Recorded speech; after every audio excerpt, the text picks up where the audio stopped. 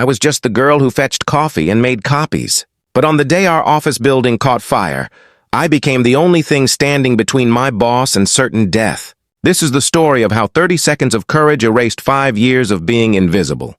My name is Bridget Callahan, and for half a decade, I existed in the background of one of Chicago's most prestigious law firms. I was the administrative assistant nobody remembered, the voice on the phone directing calls, the hands that organized files and printed documents and kept the machine running while everyone else took the credit. 27 years old with a college degree gathering dust, and dreams I'd quietly tucked away in a drawer labeled someday. The woman I worked for was Vivian Frost. 52, silver hair always pulled into a perfect twist, suits that cost more than my monthly rent, and a reputation that made seasoned attorneys sweat during depositions. She was a senior partner at Frost & Associates, the kind of lawyer who won cases that seemed unwinnable and charged fees that made millionaires wince. She was brilliant, ruthless, and completely terrifying. In 5 years of working directly outside her office, she had never once used my name. I was you, or the assistant, or sometimes just a sharp snap of perfectly manicured fingers. But there was one person who always believed I was more than what that job made me feel. My older brother Landon, 31, built like he could run through walls with our dad's stubborn jaw and our mom's warm eyes.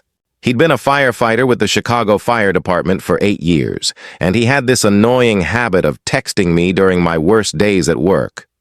Messages like, "You're braver than you think, Bridge," or "When are you going to stop letting people treat you like you're disposable?" I'd roll my eyes and send back a thumbs-up emoji, but deep down, his words stuck with me. He saw something in me that I'd stopped seeing in myself. I never imagined I'd need every single piece of advice he'd ever given me about fires, about emergencies, about staying calm when the world is falling apart. I never thought there would come a day when the skills of a firefighter's sister would matter more than 5 years of legal experience. But that day came. Tuesday, September 19th, at exactly 1:47 in the afternoon. The day the building caught fire. The day Vivian Frost finally learned my name. The day I discovered that being invisible had taught me to see things everyone else missed, including the one exit that would save our lives. I'd been working at Frost & Associates for 5 years, and in all that time, Vivian Frost had never once asked my name. To her, I was you, or the assistant, or sometimes just a snap of her fingers when she needed something immediately, which was always. Every single morning, I'd arrive at the office at 6:45 a.m., 15 minutes before anyone else, to make sure her almond milk latte was sitting on her desk. It had to be exactly 140 degrees, never hotter, never cooler. I tested it so many times with a thermometer that I could eventually tell just by holding the cup. Too hot, and she'd send it back without a word, just a dismissive wave of her hand. Too cold, and I'd get a lecture about attention to detail being the foundation of a successful legal career, as if my career consisted of anything more than keeping hers running smoothly. My cubicle was positioned right outside her corner office on the 19th floor. She had floor-to-ceiling windows with a view of Lake Michigan that took my breath away every time I walked past.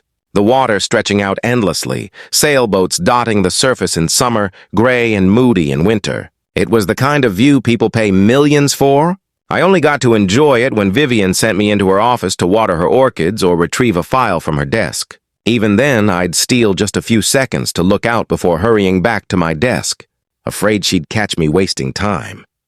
The other administrative assistants would gather in the break room during lunch, and the conversation always turned to our bosses. "How do you deal with her?" They'd ask me, voices dropping to whispers, even though we were 3 floors away from the executive offices. "I heard she made a paralegal cry last week just by looking at her." I'd just shrug and change the subject. What was I supposed to say? That I'd learned to make myself small, to anticipate her needs before she voiced them, to become so invisible that her criticism couldn't quite reach me. The pay was decent. Better than most administrative jobs in the city, and I kept telling myself I was learning something valuable. Patience, maybe. Resilience. How to survive in a world that didn't particularly care whether you thrived or wilted. My brother Landon saw right through that logic. He'd text me during almost every one of his shifts at the firehouse, usually around 3 p.m. when things were slow. Stand up for yourself, Bridge. You're worth more than coffee runs. Sometimes he'd call during my lunch break, and I could hear the frustration in his voice. You've got a degree in communications. You're smart, you're capable, and you're wasting it fetching dry cleaning for a woman who doesn't even know your name. But he didn't understand how firms like Frost & Associates worked. You kept your head down, you did your job without complaint, and you hoped that eventually someone with power would notice your dedication. Vivian Frost had a reputation for making or breaking careers with a single phone call. One strong recommendation from her could open doors at firms across the country. One complaint could ensure those doors slammed shut forever. So I stayed quiet, stayed small, and told myself it would pay off eventually. That Tuesday started exactly like the 1,825 days before it. I arrived at 6:45, made Vivian's latte, checked her schedule, printed her morning briefing documents, and arranged everything on her desk in the precise order she preferred. Client files on the left, correspondence in the center, her coffee positioned exactly 3 inches from the edge of the desk on the right. She walked in at 7 jawed exactly, cashmere coat over her arm, phone already pressed to her ear. She didn't acknowledge me. She never did. By mid-morning, I knew it was going to be one of those days. Vivian had a major client presentation scheduled for 2 p.m., a pitch worth millions of dollars to the firm, and she'd been even more demanding than usual. At 10:30, she called me into her office. Bridget, I need these documents reorganized. By color, not date. And the binding should be leather, not plastic. This looks cheap. Fix it, now. No, please. No, thank you. Not even eye contact. Just orders delivered in that crisp, non-negotiable voice while she typed something on her computer. I gathered the documents, nearly 200 pages that I'd spent 3 hours organizing the previous afternoon, and headed to the print room for what I knew would be hours of work. By 1:45 p.m., I'd finally finished. My fingers ached from the repetitive motion of hole punching and binding, and I'd skipped lunch entirely. I carried the reorganized presentation materials back to Vivian's office, knocked twice, and entered when she called out. She was on a conference call with what sounded like a group of investors, her voice sharp and commanding, the voice that made junior associates stumble over their words. I placed the materials carefully on her desk, making sure not to make any noise that might interrupt her call. She didn't glance up, didn't acknowledge the work I'd just redone. I was about to leave, already thinking about the 15 other tasks on my list, when everything changed. I heard it first. A muffled pop from somewhere below us, distant but distinct, followed by a sound like rushing wind through a tunnel. Then the fire alarm started screaming. The alarm was deafening, that piercing electronic shriek designed to cut through any conversation, any thought, any sense of normalcy. Vivian yanked her headset off with an expression of pure annoyance. Not concern, not alarm, annoyance. Another drill? I specifically told building management no interruptions today. This presentation is worth $8 million to this firm. She waved her hand at me dismissively, the same gesture she used when sending me to fetch lunch or make copies. Go check with security. If this isn't scheduled, someone's getting fired. I walked out into the hallway, and that's when I smelled it.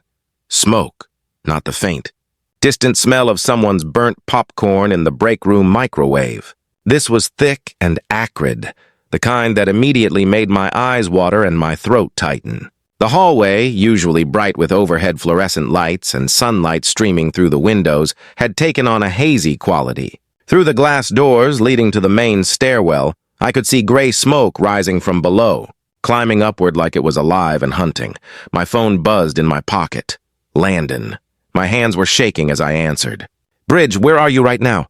His voice had that controlled urgency I'd heard 100 times when he talked about calls he'd responded to. I'm seeing reports of a fire at a high-rise office building downtown, and the address matches your firm. I'm here. 19th floor. The alarm just went off. Listen to me carefully. Get out of that building right now. Don't use the elevators. Take the stairs and get outside. Do not stop for anything. Do you understand me? Yes, but Landon, there's smoke in the main stairwell already. I can see it, I heard him swear under his breath. Then find another exit. There's always another exit. Stay low, move fast, and get yourself out. I'm already gearing up. "We're coming to you." The call ended.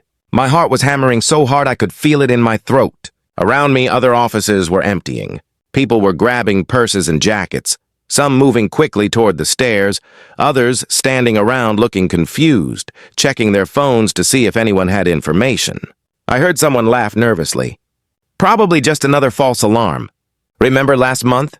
But I could see the smoke getting thicker. This was not a drill. I ran back to Vivian's office.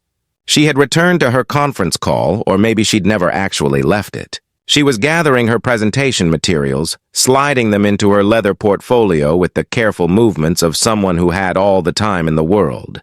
"Miss Frost, we need to evacuate right now." "There's smoke in the stairwell." "This is a real fire." She didn't even look up. "I'm not leaving without this presentation. Do you have any idea how much money is riding on this meeting? How many hours of work went into these documents? I have clients waiting for me across town in 45 minutes. Miss Frost, please, we need to go." Now she looked at me and her eyes were cold with irritation. "Bridget, I don't pay you to argue with me. I pay you to solve problems. So solve this one.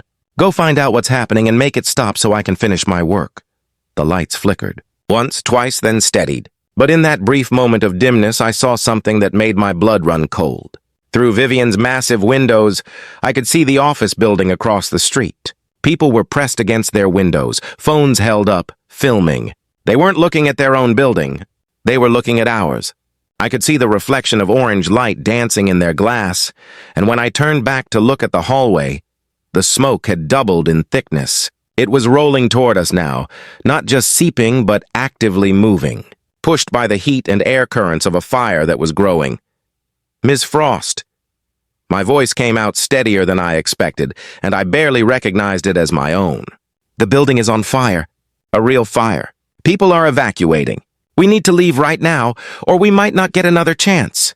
She opened her mouth, probably to dismiss me again, but then she paused. Maybe she finally heard the genuine fear in my voice. Maybe she noticed that the alarm hadn't stopped, that the smoke was visible even from inside her office now. Maybe she saw something in my face that convinced her this wasn't dramatics or overreaction. Her expression shifted, just slightly, from irritation to something that might have been the first hint of concern. "Fine. 2 minutes. Let me save these files to the cloud and grab my phone charger." "We don't have 2 minutes." "Bridget, you're overreacting. Buildings have fire suppression systems. The sprinklers will handle it." As if on cue, the sprinkler system activated. Water began raining down from the ceiling, drenching everything. Vivian's carefully organized presentation materials, her desk, her expensive leather chair, all of it soaked in seconds. She stood there, frozen, watching water destroy hours of work. Her perfectly styled hair began to drip. Her silk blouse clung to her shoulders. And still, she didn't move toward the door. That's when I heard the screaming. Real screaming, not just alarm-induced panic. It came from somewhere above us, probably the 20th or 21st floor. Multiple voices, high-pitched with genuine terror. The kind of screaming that meant people were trapped, that the fire had cut off their exits, that this was worse than anyone had realized.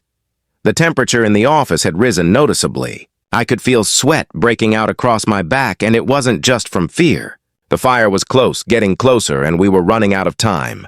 Through the windows, I saw the first fire trucks arriving on the street below, tiny from this height, their lights flashing red and blue. Landon was down there somewhere, or he would be soon.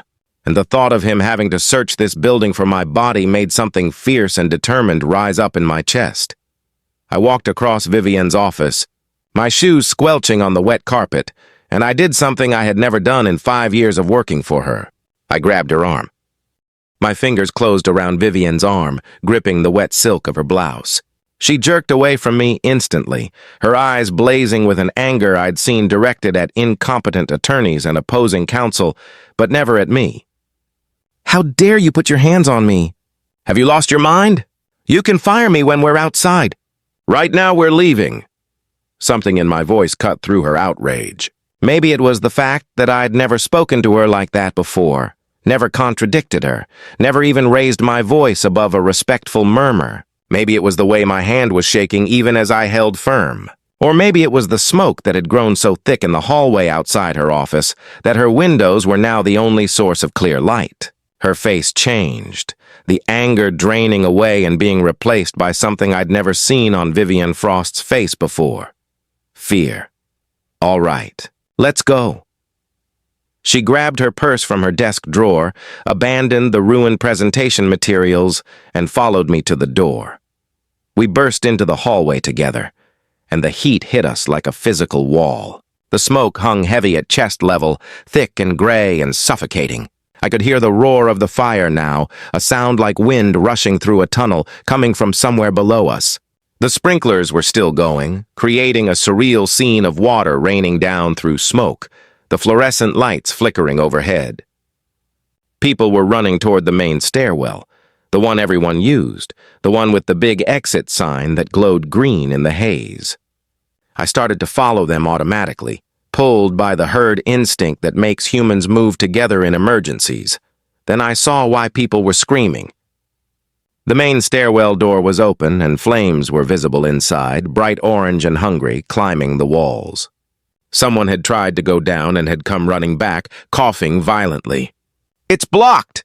The fire's in the stairwell! We can't get down!" Panic rippled through the crowd.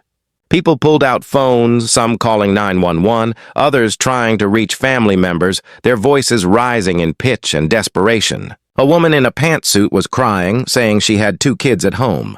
A young man, couldn't have been more than 22, was just standing frozen, staring at the flames like he couldn't process what was happening. The water from the sprinklers ran down all our faces, mixing with tears and sweat and fear. Vivian grabbed my shoulder, her manicured nails digging in hard enough to hurt through my wet blouse. "Bridget, what do we do?" It was the first time she'd ever asked me a question that wasn't about her schedule or her coffee order. The first time she'd looked at me like I might actually have an answer that mattered. And in that moment, with smoke filling my lungs and heat pressing against my skin and the sound of fire growing louder, I remembered every dinner table conversation with Landon. Every story he'd told about rescues, about people who survived and people who didn't. Every piece of advice he'd drilled into me, probably never thinking I'd actually need it. "Most people die in fires because they panic and forget there's always another exit," he'd said once, cutting into his steak while Mom told him not to talk about work at dinner. "Buildings like yours have multiple stairwells. Emergency exits that most people never notice because they take the main stairs every single day. You need to know where they are, Bridge. Just in case." I'd rolled my eyes at him then. Now, standing in a smoke-filled hallway with flames blocking our primary escape route, those words were the only thing keeping me from joining the panic around us. "Follow me." I grabbed Vivian's hand. It was ice cold and wet from the sprinklers. She didn't pull away this time. She held on tight. I pushed through the crowd, pulling her with me, heading away from the main stairwell and the knot of terrified people clustered there. We went toward the northwest corner of the building, a section that housed mostly storage rooms and the server room. I'd only been back here a handful of times, usually when I needed to retrieve archived files from the storage room. But during my first week at the firm, when I was new and nervous and trying to learn the layout, I'd explored every corner of this floor during my lunch breaks. I'd found the emergency stairwell back here, tucked behind an unmarked door that most people probably thought was a utility closet. The smoke was thinner in this direction, pulled toward the main stairwell by the air currents created by the fire. We could breathe a little easier, though my throat was raw and every breath burned. Vivian was coughing hard, bent forward, her free hand pressed against her chest. "Where are we going? This is the wrong direction. Trust me." "Please just trust me." We rounded the corner. The door was there, exactly where I remembered it. Heavy gray metal with a small red exit sign above it, the kind that's so commonplace you stop seeing it. I'd never actually opened this door before, just noted its location and moved on. Now I grabbed the handle and pulled. It didn't budge. For one horrible second, I thought it was locked, that we'd run out of options, that Landon's advice wouldn't save us after all. Then I realized I was pulling when I should have been pushing. I slammed my shoulder against the door and it swung open, revealing a concrete stairwell. The air inside was clearer, not clean but breathable. No flames visible, no smoke thick enough to blind us. Just a utilitarian emergency exit that suddenly looked like the most beautiful thing I'd ever seen. "Oh my God!" Vivian stared into the stairwell like it was a miracle. How did you know this was here? I pay attention to exits. I stepped through the doorway, pulling her with me. The door was designed to be fire-resistant, thick and heavy. Once we were both inside, I let it swing shut behind us, sealing off the worst of the smoke. We need to move fast. Stay low where the air is clearest, breathe shallow, and don't stop moving no matter what. Can you do that? She nodded, her perfectly composed mask completely gone. Her hair was plastered to her head, her makeup running in dark streaks down her cheeks, her expensive suit ruined. She looked human for the first time since I'd met her, scared and small and desperately hoping I knew what I was doing. I looked down the stairwell, down toward street level 19 floors below, and tried not to think about how many things could go wrong. Stay right behind me, and whatever you do, don't let go of the railing. We started down. Vivian's designer heels clicked against the concrete stairs, each step precise despite her fear. We made it down 3 flights before she stumbled, her ankle twisting, and she grabbed the railing hard to stop herself from falling. These shoes. I can't run in these. Take them off. She stared at me for a second, and I could see the calculation in her eyes. These were probably $800 shoes. But then she kicked them off without another word, leaving them abandoned on the landing. We kept moving, faster now, our footsteps echoing in the enclosed space. Somewhere above us, I could hear the fire, still growing, still spreading. We were racing against it, and I had no idea if we were moving fast enough. Section 5, the climax. Big reveal or resolution. We made it to the 14th floor before everything fell apart. Vivian had been coughing on and off since we entered the stairwell, but now it got worse, much worse. Her whole body convulsed with each cough, deep and wet and desperate. She tried to keep moving, managed 2 more steps, then her knees buckled. She collapsed against the concrete wall, sliding down until she was sitting on the landing, her face gray and her lips tinged with blue. I can't. She gasped between coughs, one hand pressed against her chest. I can't breathe. Go without me! Save yourself. Absolutely not. I crouched down in front of her, my own lungs burning, my legs screaming from the exertion of running down 6 flights of stairs. Look at me, Miss Frost. Vivian, look at me right now. She raised her eyes to mine, and for the first time in 5 years of working together, she actually looked at me. Not through me, not past me, not at some point just over my shoulder while her mind was on something more important. She looked directly into my eyes and saw me as a person, maybe for the first time ever. You're going to be fine. My brother's a firefighter with the Chicago Fire Department. He's probably in this building right now, working his way up to find people exactly like us. And he's going to be really, really annoyed with me if I let anything happen to you after dragging you this far. So you're getting up, and we're finishing this together. She let out a sound that was half laugh, half sob, her eyes watering from more than just the smoke. Your brother is a firefighter?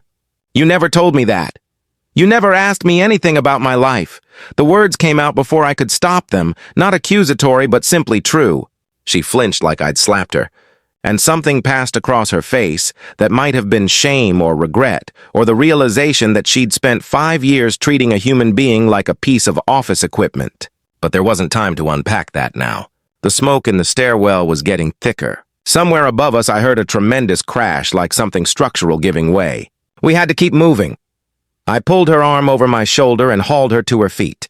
She was heavier than she looked, all lean muscle and bone under that ruined suit. Come on. 11 more floors. You can do 11 more floors. We started down again, slower now. My shoulder ached where her weight pressed against it, and my thighs burned with every step. Vivian's breathing was ragged and labored, each inhale a struggle. But she kept moving. We both did. Floor 13, floor 12, floor 11. Each landing marked with a number painted on the wall, each one bringing us closer to safety and fresh air and survival. By floor 8, the smoke had gotten dramatically worse. It was pouring into the stairwell now, thick enough that I could barely see the steps in front of us. The fire must have breached this section of the building, finding its way into the emergency stairwell we'd thought was safe. My eyes were streaming, my throat raw, every breath like inhaling sandpaper. Vivian's weight was going increasingly dead on my shoulder. She was barely conscious, her feet dragging more than stepping. Stay with me. I adjusted my grip, taking more of her weight. You don't get to make me carry you down 8 flights of stairs and then quit on me now. That's not how this ends. Why? Her voice was barely a whisper spoken into my shoulder. Why are you doing this? You should leave me. Save yourself. Because somebody has to, and apparently today that somebody is the girl who fetches your coffee. I meant it as a joke, something to keep us both going, but it came out raw and honest. The truth was I didn't really know why. Maybe it was because Landon had spent years teaching me that you don't leave people behind, that courage isn't about not being scared, but about moving forward anyway. Maybe it was because despite everything, despite 5 years of being invisible and dismissed and treated like I didn't matter, I couldn't just walk away and let another human being die. Maybe it was because I was finally, for the first time in my life, refusing to be small.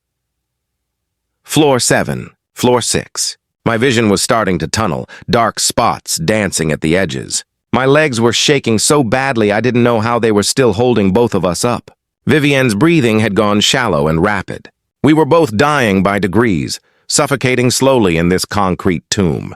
But I could see light below us now, real daylight filtering up through the smoke. We were close. So close. Floor 5. Floor 4.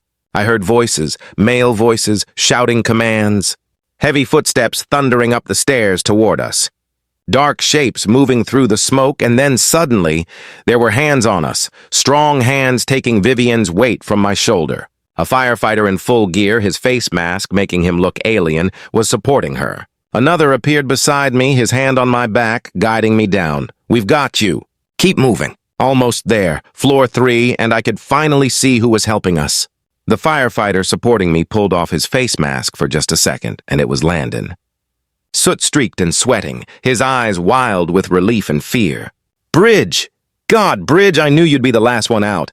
I told my captain, my sister's still in there, and she's either helping someone or she's already gone. Coffee assistant girls don't die in stairwells. My voice came out as a croak, barely audible. He laughed. A sound of pure relief, and put his mask back on. No, they definitely don't. Come on, we're almost there. Floor 2. Floor 1. And then we were pushing through the ground floor exit door, and there was sunlight, blinding and beautiful, and fresh air that hurt to breathe because my lungs were so damaged but tasted like life anyway.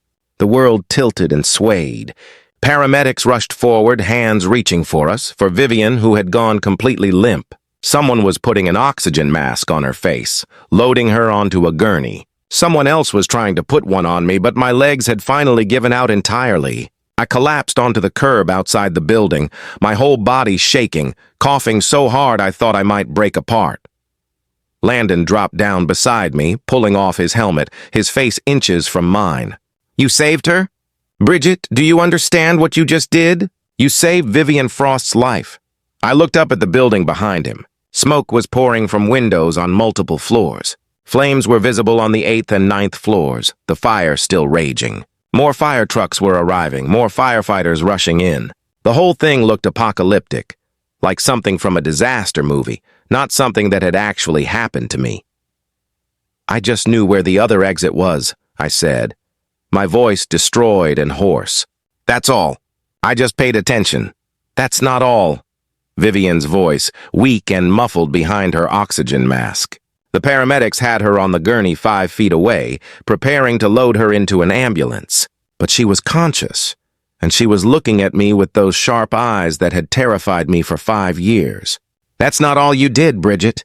You saved my life when you had every reason to leave me behind. I didn't have an answer for that. I just sat there on the curb, breathing oxygen, watching my office building burn and trying to process that I'd just become someone I didn't recognize. Someone brave.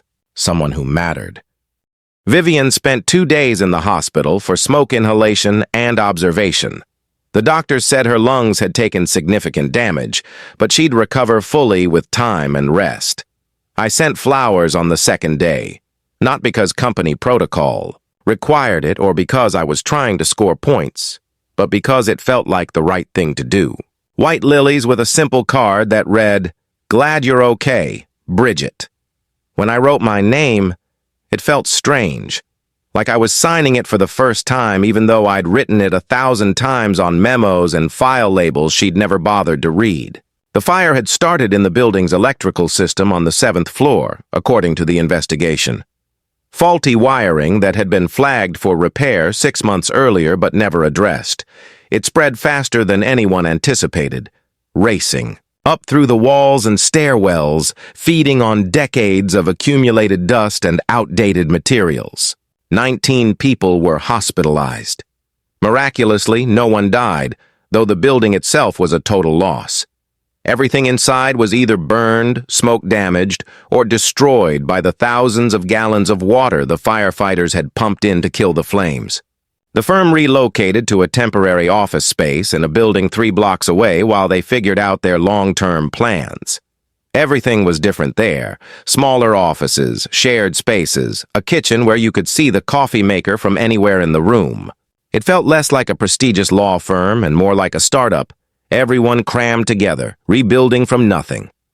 3 weeks after the fire, I got an email from Vivian's new assistant, a temp the firm had hired while things were in chaos. "Ms. Frost would like to see you in her office at 2 p.m. today." My stomach dropped. I'd assumed that after the fire, after everything, maybe things would just quietly go back to normal. She'd return to work, I'd return to my desk outside her office, and we'd both pretend that day never happened. Or maybe she'd fire me for grabbing her arm, for speaking to her the way I had. I'd technically put my hands on a senior partner and told her what to do. That was grounds for termination at a firm like this. I showed up at her temporary office at exactly 2 p.m., my heart pounding.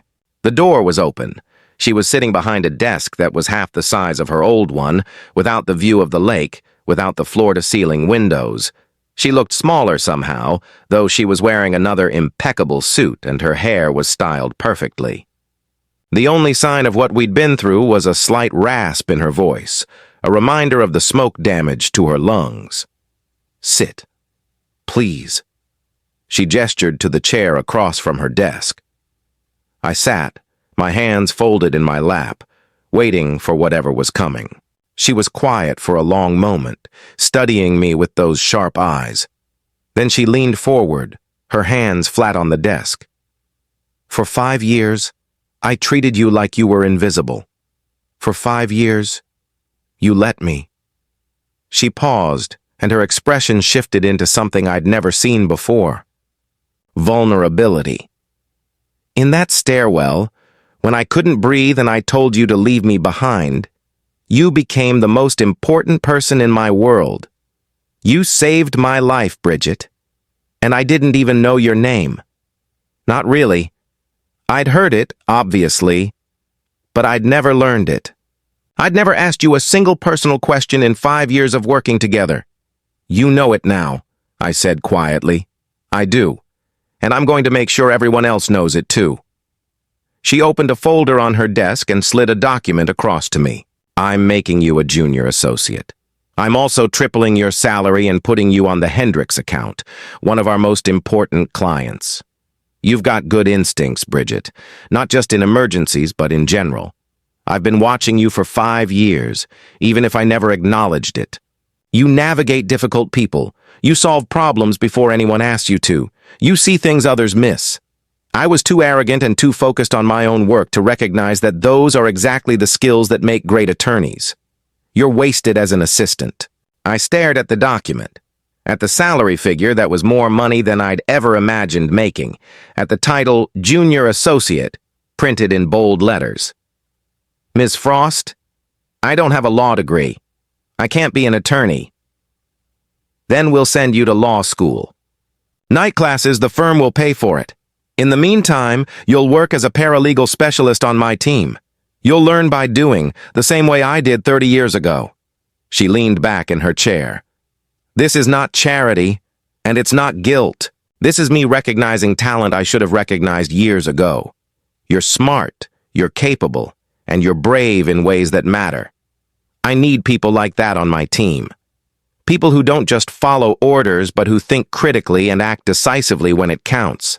I looked down at the document again, trying to process what was happening. Why now? Why not any time in the past 5 years? She was quiet for a moment, and when she spoke again, her voice was softer than I'd ever heard it. because I had to almost die to see you clearly. That's a shameful thing to admit, but it's the truth. In that stairwell, when you grabbed my arm and told me we were leaving, you stopped being invisible. And once I actually saw you, I couldn't unsee you. I kept thinking about it in the hospital. How many other people have I walked past without seeing? How many talented people have I dismissed or ignored because I was too focused on myself and my own success to notice theirs? So I'm some kind of moral awakening for you? I didn't mean for it to come out sharp, but it did. She didn't flinch. Maybe you are. Is that so terrible? People change, Bridget. Usually slowly, sometimes all at once. You changed in that stairwell, too. You stopped being the person who accepted being invisible and became someone who takes action when it matters. We both became different versions of ourselves that day. She was right, though I hadn't fully realized it until she said it out loud. I had changed. The girl who made coffee and kept her head down and accepted being dismissed would never have grabbed Vivian Frost's arm and forced her to evacuate. Would never have trusted her own judgment over the opinions of everyone else. Would never have sat in this office and questioned a senior partner's motives. I picked up the document, read through it carefully, and then looked up at her. I accept, but I have one condition. Her eyebrows rose. You're negotiating with me? You said I have good instincts. Let me use them.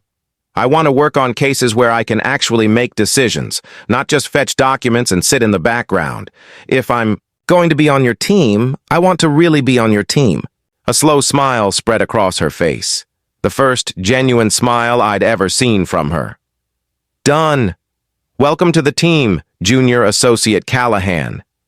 6 months later, I'm not fetching anyone's coffee. I'm leading client meetings, drafting briefs, making arguments that senior partners actually listen to. My cubicle outside Vivian's office sits empty now. I have my own office, small but mine, with a window that looks out over the Chicago skyline. The law school classes are brutal, studying until 2 a.m. after full workdays. But I'm doing it. I'm building the career I'd stopped believing I deserved.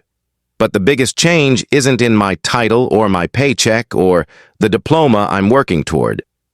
It's that I finally understand what Landon had been trying to teach me all along. You don't become brave by waiting for permission or hoping someone will notice your potential. You become brave by acting when it matters most, even when you're terrified, even when you have no idea if you'll succeed. I was invisible for 5 years because I accepted being invisible. I made myself small because I thought that's what survival required in a world that didn't seem to have space for me. It took 30 seconds of courage in a smoke-filled hallway to realize I'd never actually been small. I'd just been waiting for the right moment to stand tall, to trust my own judgment, to become the person I'd always had the potential to be. And sometimes that moment comes when everything's on fire, when the easy exits are blocked and you're the only one who remembers that there's always another way out. You just have to be brave enough to take it, even if it means grabbing someone's arm and refusing to let go until you've both made it to safety. That's what courage actually is. Not the absence of fear, but the refusal to let fear make your decisions for you. And once you learn that lesson, once you really learn it, you can never go back to being invisible again, even if you wanted to.